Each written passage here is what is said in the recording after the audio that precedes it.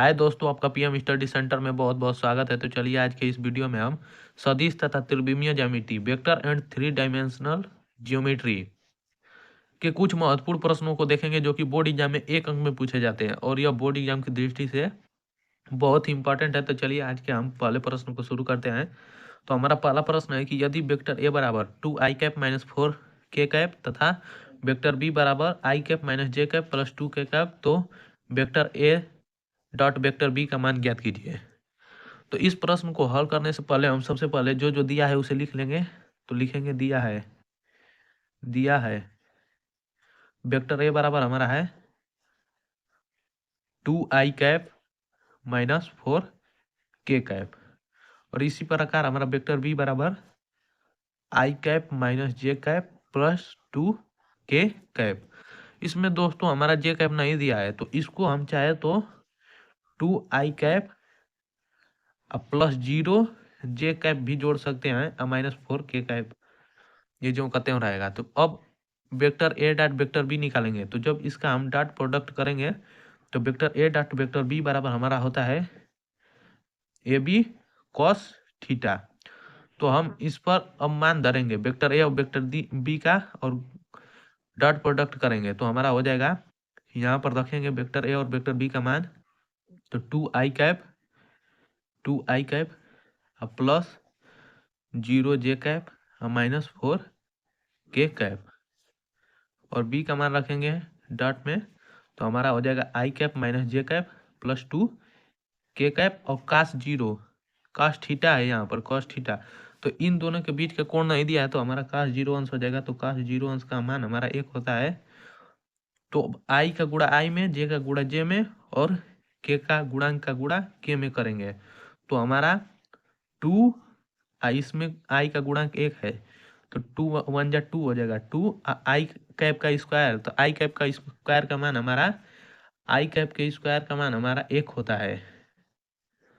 तो इससे हमारा हो जाएगा 2 प्लस 0 का गुणा हम -1 में करेंगे तो हमारा 0 हो जाएगा। तो इसको हम नहीं लिखेंगे, अब -4 का गुणा हम कर देंगे 2 में तो हमारा -8 इंटू कॉस 0 अंश का मान हमारा 1 होता है। तो इस प्रकार हमें मिल जाएगा, इस प्रकार हमें मिलेगा -8 में से 2 घटाएंगे हो जाएगा -8 में से 2 को घटाएंगे तो हमारा -6 इंटू 1, तो -6 ही हमारा आंसर हो जाएगा। चलिए अब दूसरे प्रश्न को देखते हैं कि जो कि एक इम्पोर्टेंट प्रश्न है। तो हमारा दूसरा प्रश्न रहा यहाँ पर कि दो सदिश वेक्टर ए बराबर 2i कैप+j कैप+3k कैप तथा वेक्टर बी बराबर 3i कैप-2j कैप+k कैप है, तो सिद्ध कीजिए कि इनके बीच का कोण 60 अंश है। तो इसको भी सिद्ध करने से पहले हम लिख लेंगे जो जो दिया है। तो लिख लेंगे दिया है वेक्टर ए बराबर हमारा 2i कैप+j कैप+3k कैप, वेक्टर बी बराबर हमारा दिया है 3i कैप-2j कैप+k कैप, और सिद्ध करना है इनके बीच का कोण 60 अंश है। तो हम एक फार्मूला जानते हैं कि कॉस थीटा बराबर हमारा होता है, कॉस थीटा बराबर vector A dot vector B बटा के mod of vector A dot mod of vector B. अब कहेंगे ये कहाँ से आया है। तो अगर दो सदिशों का अदिश गुणन करेंगे, यहाँ पर हम दो सदिशों का अदिश गुणन vector A dot vector B, तो हमारा होता है ए बी कॉस थीटा। तो कॉस थीटा बराबर हमें ज्ञात करना है, तो हमारा इसको इधर ला देंगे तो vector A dot vector B बटा के ए बी बराबर कॉस थीटा, और इसी यही ए बी हमारा इन दोनों का पारापारी मापांक निकाल देंगे तो ये हमारा हो जाता है कॉस थीटा बराबर। तो इसी फार्मूले पर रख देंगे। यदि हमारा 60 अंश मान आ जाता है थीटा का तो ये हमारा प्रूव्ड हो जाएगा कि इन दोनों के बीच का कोण 60 अंश है। तो चलिए पहले vector A dot vector B निकालेंगे।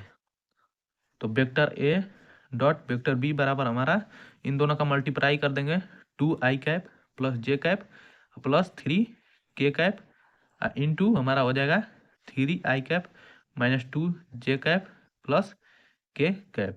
तो आई के गुणांक का आई के गुणांक में करेंगे तो हमारा हो जाएगा vector A dot vector B बराबर 2 का गुणा 3 में तो 6 प्लस प्लस नहीं, यहाँ पर माइनस हो जाएगा क्योंकि इसका गुणांक 1 है और इसका गुणांक -2 है।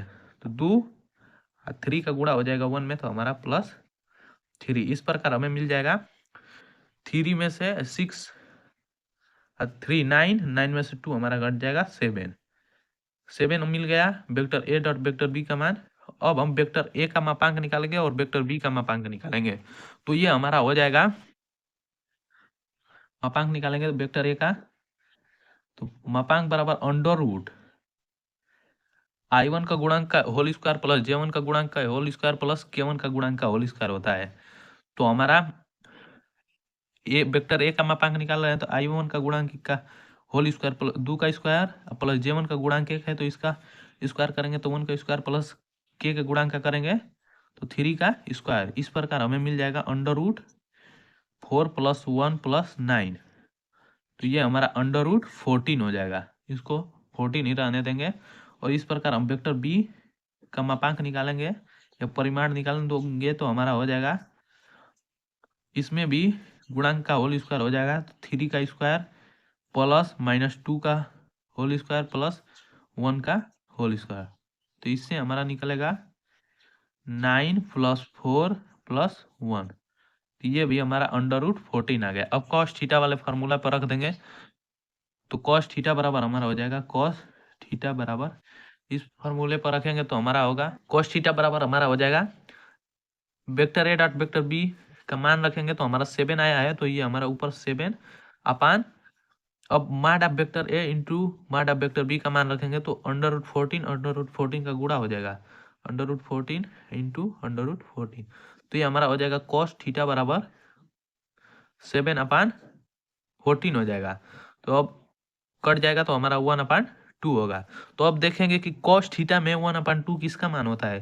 तो कॉस थीटा बराबर हमारा कॉस 60 अंश का मान होता है। तो इस कॉस से इस कॉस कट जाएगा तो थीटा बराबर हमारा 60 अंश आ जाएगा। यही हमारा प्रूव्ड हो गया। तो लिख देंगे हमारा प्रूव्ड। तो चलिए अब तीसरे प्रश्न को देखते हैं, जो वो भी बोर्ड एग्जाम में 1 अंक में पूछा जाता है और बोर्ड की दृष्टि से एक इम्पोर्टेंट प्रश्न है। तो हमारा तीसरा प्रश्न है कि ग नंबर की सदिश 2i cap plus J cap plus 3 cap cap और 3i cap minus 2j cap plus के कैप के बीच का कोण होगा। ऑप्शन भी दिया है 90 डिग्री, 30 डिग्री, 60 डिग्री की cos इनवर्स 1/40। और यह बोर्ड एग्जाम में 1 नंबर में पूछा जाता है। चलिए इसे देखते हैं और हल करते हैं। जो हमारा है, तो इसमें भी सबसे पहले मान लेंगे जो जो दिया है, तो हम लिखेंगे दिया है, एक को वेक्टर ए बराबर मान लेंगे 2i cap plus J cap plus 3k cap, और इसको वेक्टर बी बराबर, तो वेक्टर बी बराबर हमारा हो जाएगा 3i cap minus 2j cap plus k cap. अब हम कॉस थीटा का फार्मूला जानते हैं कि कॉस थीटा बराबर हमारा होगा vector A dot vector B बटा के mod of vector A into mod of vector B. तो पहले ए और बी का अदिश गुणन निकालेंगे, वेक्टर ए डॉट निकालेंगे, तो ये हमारा हो जाएगा vector A dot vector B बराबर, इन दोनों का मल्टीप्लाई हो जाएगा, तो 2i cap plus J cap plus 3k cap into 3i cap minus 2j cap plus k cap. तो इन दोनों का गुणा करेंगे तो हमारा हो जाएगा 2 में 3 का गुणा करेंगे 6 प्लस 1 में -2 का गुणा हो जाएगा तो -2 प्लस 3 का गुणा 1 में, तो हमारा 3 हो जाएगा। इस प्रकार vector A dot vector B बराबर हमारा हो जाएगा vector A dot vector B बराबर 6 3 हमारा हो जाएगा यहाँ पर 7। अब हम माड ऑफ वेक्टर ए और माड ऑफ वेक्टर बी का मान निकालेंगे। तो पहले माड ऑफ वेक्टर ए का मान निकालते हैं, तो इतना बराबर हमारा अंडर रूट में हो जाएगा i1 के गुणांक का स्क्वायर प्लस j1 के गुणांक का स्क्वायर प्लस k1 के गुणांक का स्क्वायर। तो a1 के गुणांक का स्क्वायर हमारा हो जाएगा 2 का स्क्वायर प्लस j1 का गुणांक का स्क्वायर हो जाएगा 1 का स्क्वायर प्लस 3 है यहाँ पर, तो इसका गुणांक का स्क्वायर हो जाएगा तो हमारा हो जाएगा 9, 3 का स्क्वायर। तो इस प्रकार हमारा इतना आ जाएगा 4 + 1 + 9 बराबर हमारा अंडर रूट 14 आ जाएगा। और इसी प्रकार माड ऑफ वेक्टर बी का मान निकालेंगे, माड ऑफ वेक्टर बी का, तो इसी प्रकार अंडर रूट में i1 का गुणांक का स्क्वायर प्लस j1 के गुणांक का स्क्वायर प्लस k1 के गुणांक का स्क्वायर। तो 3 का स्क्वायर करेंगे, 3 का स्क्वायर, तो 3 का स्क्वायर आप प्लस -2 का स्क्वायर प्लस 1 का स्क्वायर, तो ये हमारा आ जाएगा √9 + 4 + 1 बराबर √14। तो अब कॉस थीटा वाले फार्मूला पर रख देंगे, तो हमारा कॉस थीटा बराबर हो जाएगा vector A dot vector B बटा के माड ऑफ वेक्टर ए माड ऑफ वेक्टर बी। तो इससे हमारा आ जाएगा कॉस थीटा बराबर, इसका गुणा किए हैं तो यहाँ पर 7 मिला है हमें, तो 7 रख देंगे बटा के √14 इंटू √14, तो हमारा 7/14 कॉस थीटा बराबर 7/14, और ये भी हमारा हो जाएगा कॉस थीटा बराबर 1/2। तो कॉस थीटा में देखेंगे 1/2 किसका मान होता है, तो कॉस थीटा बराबर कॉस 60 अंश का मान होता है, तो कॉस से कॉस हमारा कट जाएगा, तो थीटा बराबर 60 अंश, यही हो जाएगा थीटा का मान। इस प्रकार के क्वेश्चन आपके बोर्ड एग्जाम में 1 अंक में पूछे जाते हैं। तो उम्मीद करता हूँ दोस्तों कि आपको यह वीडियो बहुत ही पसंद आया होगा। यदि वीडियो पसंद आया होगा तो इसे ज़्यादा से ज़्यादा लाइक शेयर और चैनल को सब्सक्राइब करना ना भूलें, और इसी प्रकार के वीडियो आपको इस चैनल पर देखने को मिलेंगे। अगले नेक्स्ट वीडियो में मैं आपको सदिश तथा त्रिविमीय ज्यामिति के 2 अंक में पूछे जाने वाले प्रश्न का वीडियो बना दूंगा, जिसे देखना ना भूलें।